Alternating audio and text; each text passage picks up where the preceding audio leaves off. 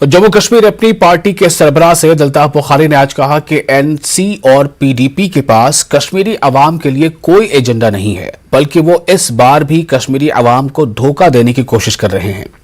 उन्होंने कहा कि इलेक्शन के 1 साल बाद जम्मू कश्मीर को रियासत का दर्जा अल्ताफ बुखारी वापस दिलाएगा। अल्ताफ बुखारी ने हिंदवाड़ा में एक बड़े अवामी जलसे से खिताब किया।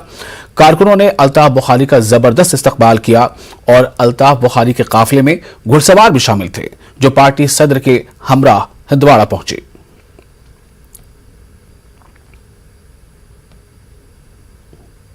क्या आने वाला जो इलेक्शन है बिगुल तो बज गया है, क्या आप तैयार? मुझे नहीं लगता है बिगुल बजा है। अभी बहुत दूर है या साहब इलेक्शन। ये तो एक अवामी मुहिम का हमारा सिलसिला है। मुझे नहीं लगता है दिल्ली वाले समझते हैं ये कोई बड़ा एहसान है हम पे। सोचने दीजिए, हम फिलहाल अपने लोगों के पास जाते रहेंगे, उनकी दिक्कतें सुन के उनका इजाला करते रहेंगे। जिस तरह हम कहें कि पीएचडी एहतियात करके इलेक्शन में आ जाएगी, क्या आपको लग रहा है कि अल्ताफ बुखारी अल्लाह करे, अल्लाह जरूरत पड़े आपको भी, आप एहतियात किसी पार्टी? नहीं, मैं किसी पार्टी से एहतियात नहीं करूंगा। मेरा इत्तेहाद लोगों के साथ है। अल्लाह के फजल से आपने देखा यहाँ लोगों का जैसा मजमा है, अल्लाह के फजल से हमें लोग भरपूर अक्सरियत से कामयाब कर देंगे। एनसीएन की पीएचडी का आप कहेंगे, वो कह रहे हैं कि हमारे पास एजेंडा ये है कि हम दफा 307 यानी 5 अगस्त के फैसले को वापस लाने की। देखिए कौन नहीं चाहता है 5 अगस्त का फैसला वापस आए, लेकिन 5 अगस्त का फैसला उनसे वापस नहीं आ सकता है। बदकिस्मती की बात है 3 MP उनके 5 अगस्त के बाद एक रेजोल्यूशन नहीं, एक प्राइवेट मेंबर्स बिल नहीं उन्होंने लाई, एक सवाल नहीं उठाया। क्या वो कहते हैं वो वापस लाएंगे?